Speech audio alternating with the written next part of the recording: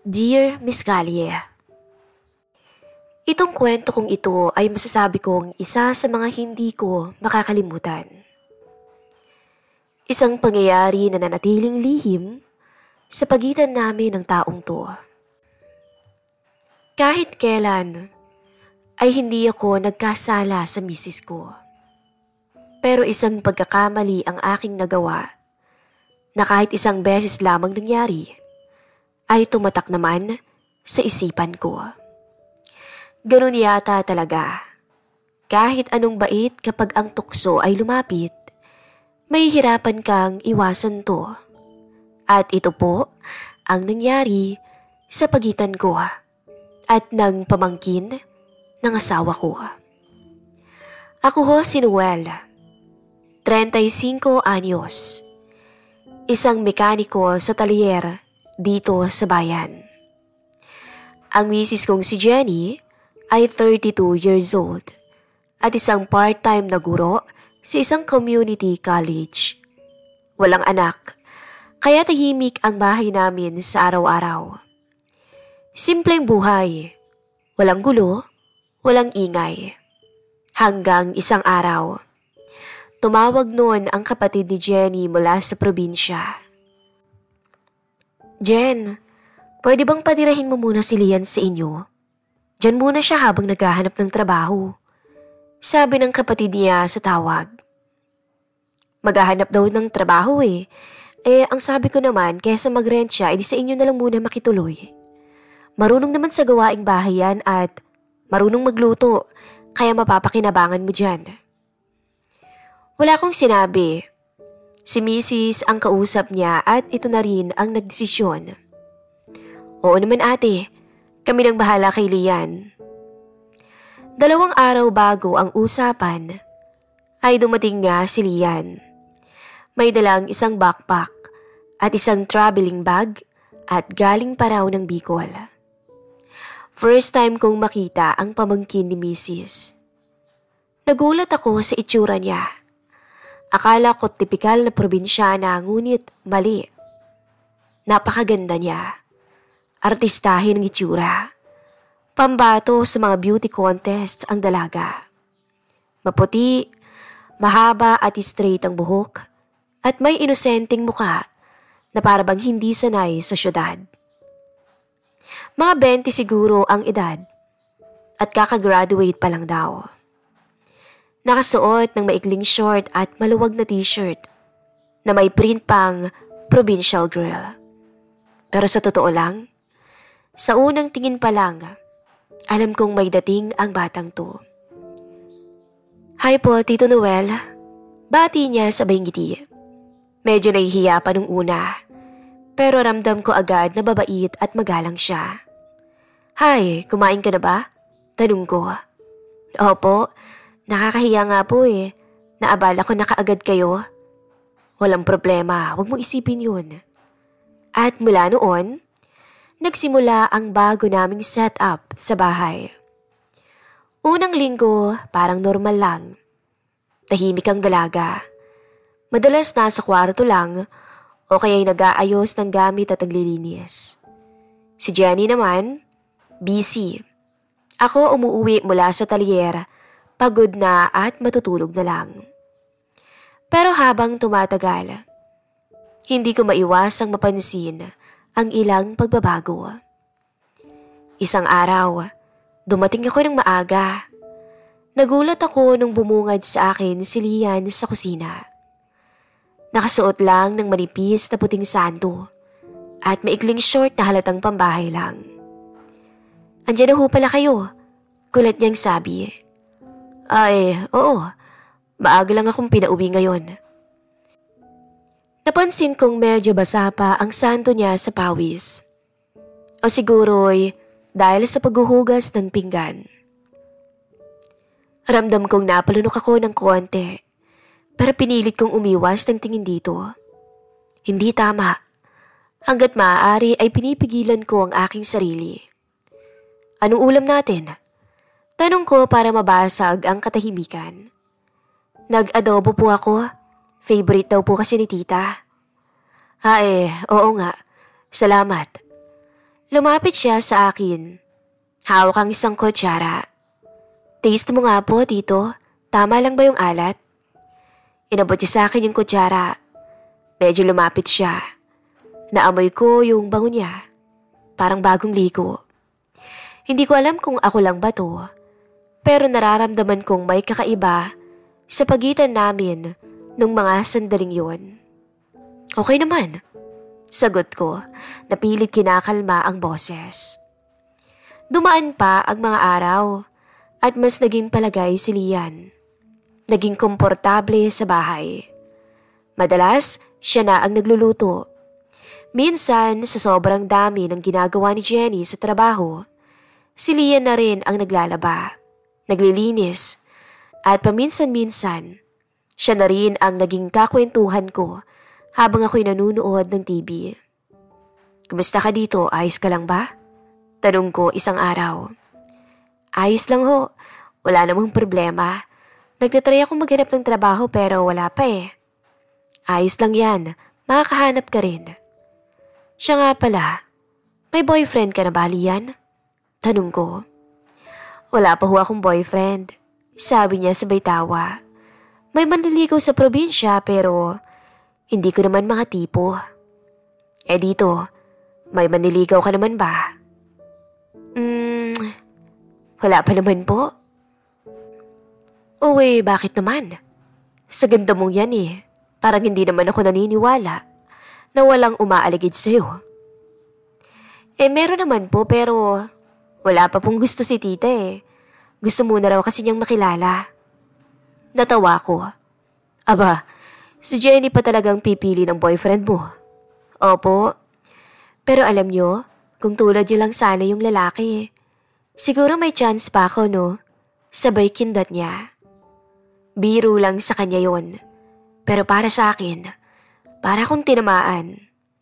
Hindi niya alam na nakaramdam ako ng hindi maipaliwanag. Doon na ako nagsimulang kabahan sa sarili ko. Isang gabi, wala pa si Mrs. Nasa sala ako noon, naka-short at sando habang nanunood ng basketball.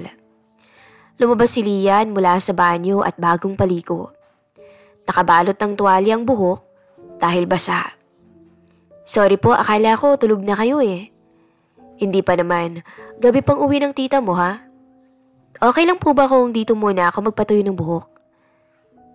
Oo naman, sige lang. Umupo siya sa may sahig, sa harap ng electric fan. Langhap ko ang bango ng shampoo niya. Pilit akong hindi tumitingin. Pero sa bawat sulyap ko sa gilid ng mga mata ko, lalo akong nahihirapan.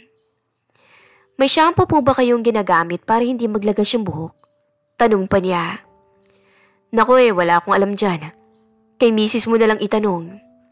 Lagi naman pong wala si tita eh. Paano na lang kung wala ako? Sino ho ang nag-aasikaso sa inyo? Wika niya. Tapos, may dinagdag pa na.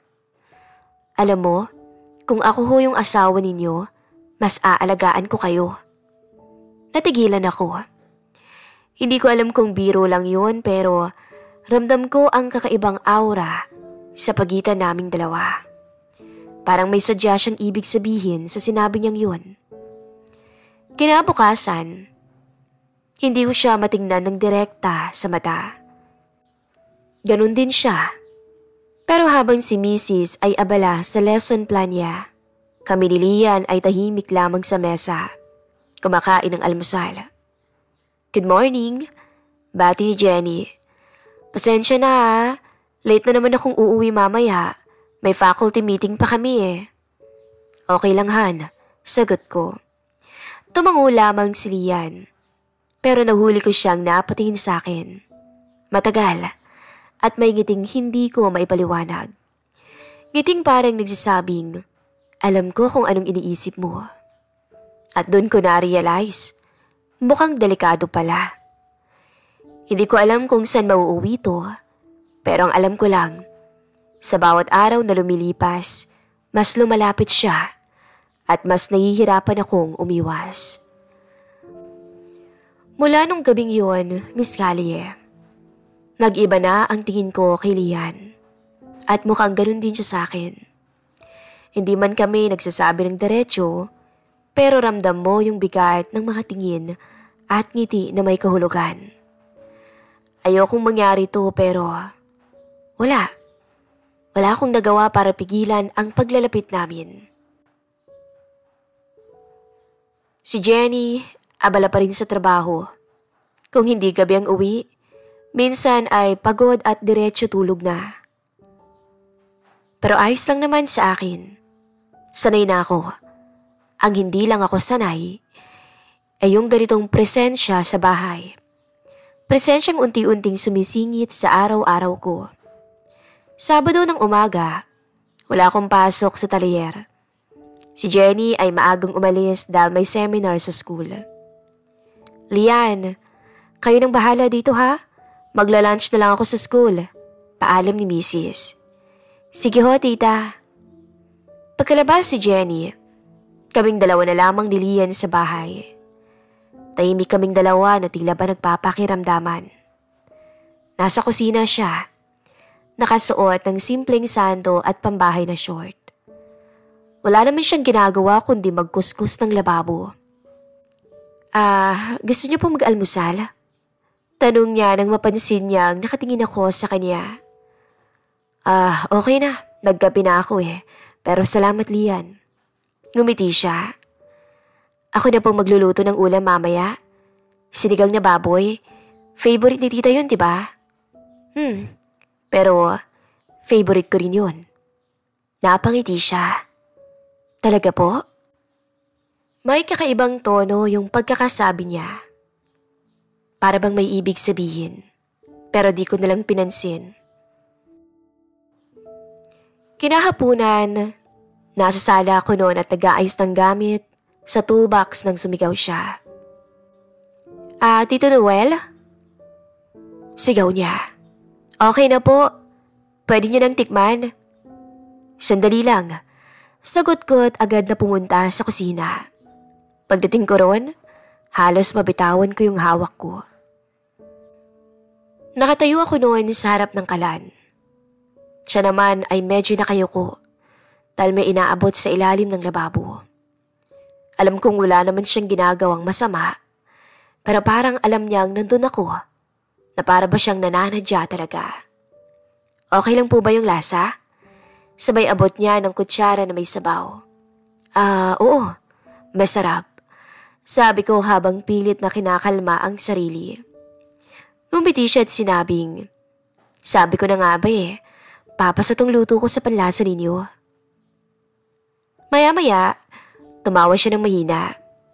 Kanina ko pa kayo napapansin. Napapatingin kayo sa akin. Gutom na ho ba kayo? Tanong niya. Napakamot na lang ako sa batok. Gutom na nga siguro. Matapos yun, naglinis siya ng mesa habang ako naman ay nag-check ng motor sa garahe. Pero kahit anong gawin kong pagtuon sa ibang bagay, naiisip ko pa rin yung mga huling eksenang nakita ko. Masyado siyang komportable. O baka naman, ako lang tong nagiging marupok. Ilang sandali pa, lumabas siya sa garahe. May dalang pitsyel ng malamig na tubig. Baka nauuhaw na ho kayo. Mainit pa naman dito sa labas. Salamat, Lian. Sagot ko habang kinukuha ang baso. Umupo siya sa gilid ng motor na inaayos ko. Hindi mo ba namimiss ang probinsya? Tanong ko sa kanya. Sa totoo lang po. Oo, namimiss ko. Pero mas gusto kong magsimula ng bagong buhay dito. Okay lang po ba, Tito Noel, kung magtanong ako sa inyo? Sige, ano yun? Masaya pa po ba kayo ni tita? Hindi ako agad nakasagot. Nabigla kasi ako sa tanong niya. Bakit mo naman naitanong yan? Wala lang po. Minsan kasi pakiramdam ko parang ang lungkot-lungkot ng bahay niyo. Hindi ko lang po alam kung okay pa kayo ni tita o kung ano. Tumawa ako ng pilit. Siguro, pareho lang kaming pagod. Ganon talaga pag tumagal na. Tumango siya. Kung ako po ang asawa niyo, araw-araw ko kayong patatawanin. At araw-araw ko kayong aalagaan at ipagluluto ng masarap na ulam.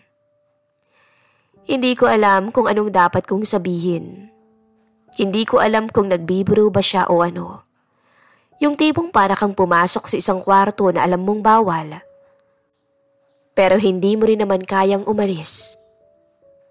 Kinagabihan noon, habang nanonood ako ng TV sa may sala, dumaan siya sa likod ko at biglang sumandal sa sandalang ng sofa. Tito? Bulong niya. Pwede po ba akong makinood muna? Oo naman, Lian. Umupo siya sa tabi ko. Malapit lang. At halos magkadikit ang tuhod naming dalawa. May daladala siya ng kumot at dahan-dahan niyang isinasabit sa balikat ko. Baka nilalamig na kayo. Walang masama sa kilos niya. Wala ring masama sa sinabi niya. Pero yung paraan ng pagkakalapit namin, yung katahimikan na tila punong-puno ng hindi sinasabi, yun ang delikado. Napatitig na ako sa TV pero wala na akong maintindihan. Pakiramdam ko, bawat galaw niya, sinasadya niya. Paglingon ko, nakatitig na siya sa akin.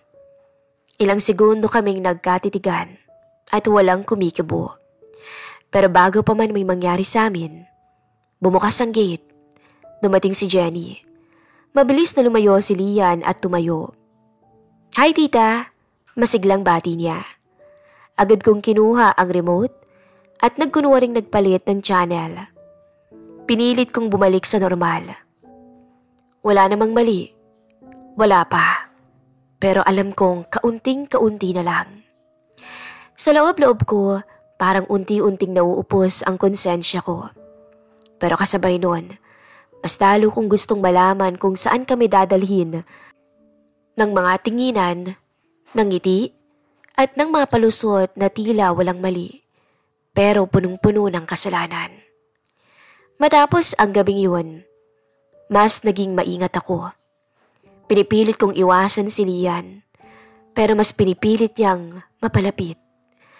At sa mga sumunod na araw, halos araw-araw kaming magkasama sa bahay. Si Mrs. ay tuloy pa rin sa pagiging abala. Ako madalas umuuwi ng maaga pero ini-schedule ko talaga yung oras para hindi kami laging dalawa ni Lian ang naiiwan. Pero kahit anong iwas ko, may paraan pa rin siya para makalapit.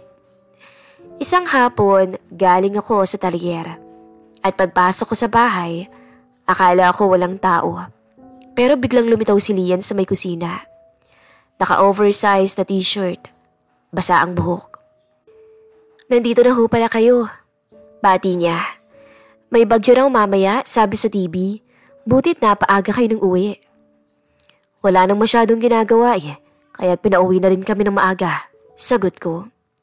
Lumapit siya at inabot ang tuwalya sa akin. Medyo nabasa na kasi ako ng ulan. Teka, mukhang bagong ligo ka rin Galing ho kasi ako sa laundry area and ambunan ako kaya dumiretso na lang ako maligo. Baka kasi sipunin ako Napansin ko ang suot niya. Pero pinilit kong huwag tumingin ng matagal. Gusto niyo hong magkape? Tanong niya. Sige Lian, kung meron. Umikot siya sa likod ko at bigla akong binulungan. Akong bahala sa inyo. Ipagtitimpla kita. Yung masarap. Napatingin ako sa kanya. Ngumiti siya. Pero yung ngiting yun, may lambing na parang pilya. Nung ibigay niya yung kape, naupo siya sa kabilang dulo ng sofa. Tahimik kami nanunood ng balita. Malakas ng ulan sa labas at medyo malakas na rin ang hangin. Pero sa loob ng bahay, mas malakas pa ang kabog ng dibdib ko. Ang lamig po, no?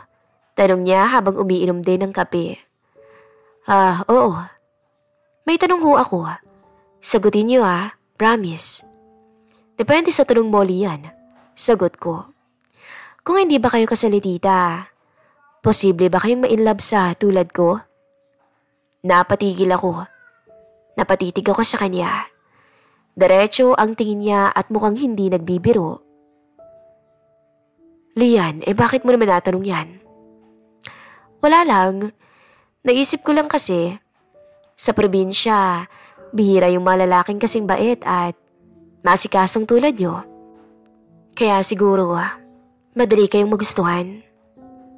Hindi naman ako ganun kabait, Lian. At saka, sabay lapit niya ng kaunti. Bakit tito? Takot po ba kayo? Hindi ako agad nakasagot.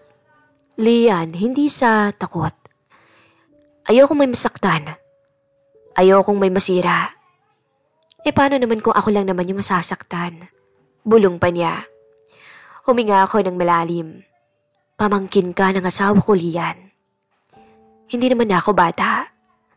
Alam ko, pero may asawa ako. Tumahimik siya sandali. Tumingin sa may sahig, tapos tumingin ulit sa akin. Wala pa naman akong ginagawa, di ba? Pero aminin mo, may nararamdaman ka sa akin, no? Hindi ako sumagot. Pero totoo, may nararamdaman ako.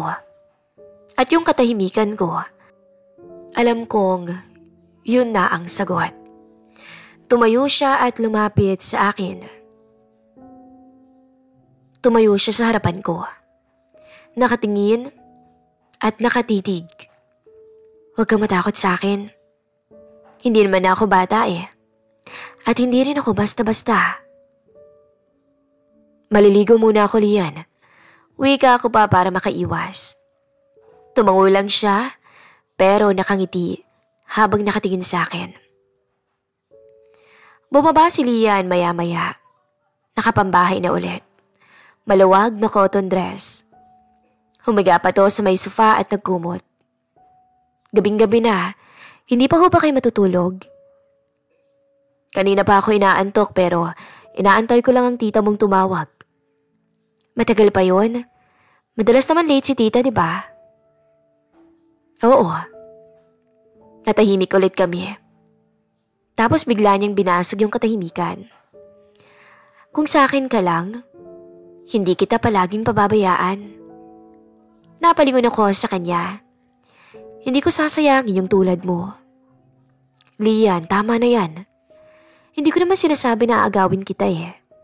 Gusto ko lang sabihin na kung sakaling mapagod ka, may makikinig naman sa'yo. At ako yun. Lumapit siya ng konti at hinawakan ng kamay ko. Alam kong mali. Pero minsan, kahit mali, hindi ibig sabihin hindi na totoo. Muling tumahimik ang buong bahay. Maya-maya, tumunog ang phone ko. Si Mrs. Nag-message. Baka bukas na ako makauwihan. Sa bahay na ni Mia ako mag-overnight. Mag-iingat ka dyan. Kayo, I love you. Pinakita ko kay Lian yung message. Ngumiti siya at bumulong na. Tayo lang pala ngayong gabi eh. Hindi na ako nakapagsalita. Sa gabi yun, walang nangyaring lantaran.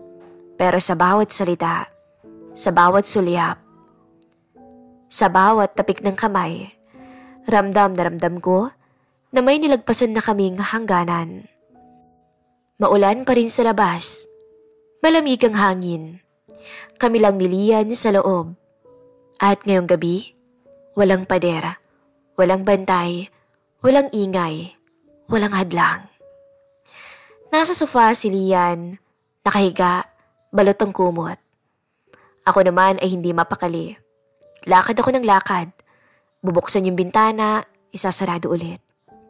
Hindi ko alam kung anong inaasahan kong mangyari o kung ano talaga ang gusto ko.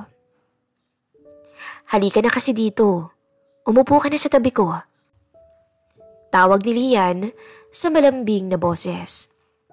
Lumapit ako at umupo sa kabilang dulo ng sofa. Gabi na, sabi ko. Matulog ka na. Gabi na nga. Pero hindi ako makatulog eh. Napatingin ako sa kanya. Hawak-hawak niya ang kumot na tila nag-aalok ng espasyo sa tabi niya. Huwag ka nang magkunwaring hindi mo ko naiintindihan. Bulong niya. Napalunok ako noon. Lian, alam mo naman na mali ang mangyayari, di ba? Pero gusto ko. Sabi niya. Hindi ko alam kung dahil sa pagod, sa lamig, sa lungkot. Pero tumigil na ako sa pagkontra, Miss Callie. Sa halip, dahan-dahan akong lumapit at tuluyang bumigay. Umupo ako sa gilid ng sofa, sa tabi niya. Tinitigan ko ang mga mata niya. Parang humihingi ng huling basbas kung itutuloy pa ba namin. Handa ka ba? Tanong ko. Matagal na akong handa dahil matagal na ako naghihintay. At doon na nagsimula ang isang bagay na hindi na pwedeng ibalik. Unti-unting lumapat ang labi ko sa kanya. Pababa sa leeg at kasabay noon ang pagbagsak ng mga kasuotan niya sa sahig. Doon ko nasilayan ang lantad niyang ganda. Makinis, maputi, at malapor sila ng kutis. Iba talaga pag dalaga pa. Nasabi ko na lang. Halos hindi ako makahinga sa sitwasyon ko nung oras na yon. Para ba akong bumalik sa pagkabinata? Yung tipong pakiramdam na first time mo lang sa isang babae. Nung tingnan ko ang reaksyon niya,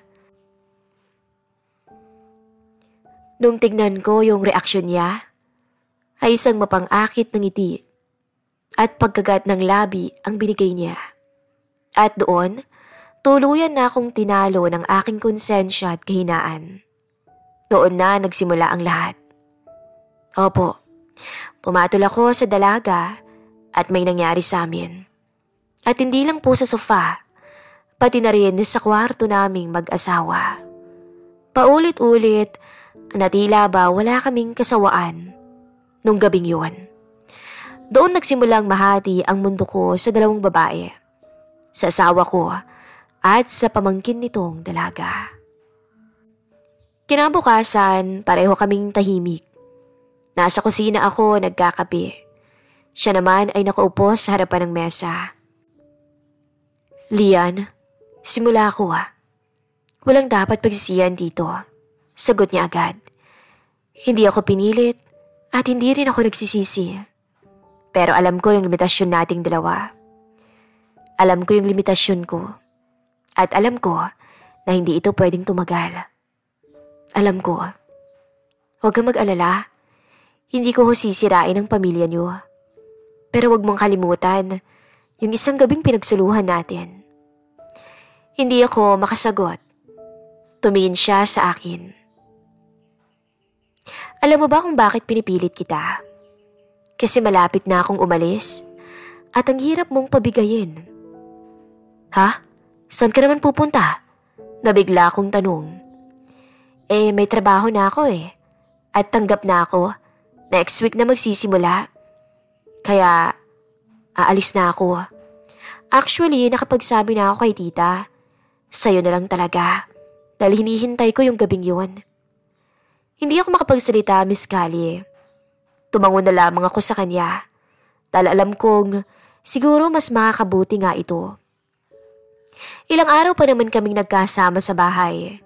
Pero wala nang nangyari. Wala na ring halikan. Para bang bumalik sa dati.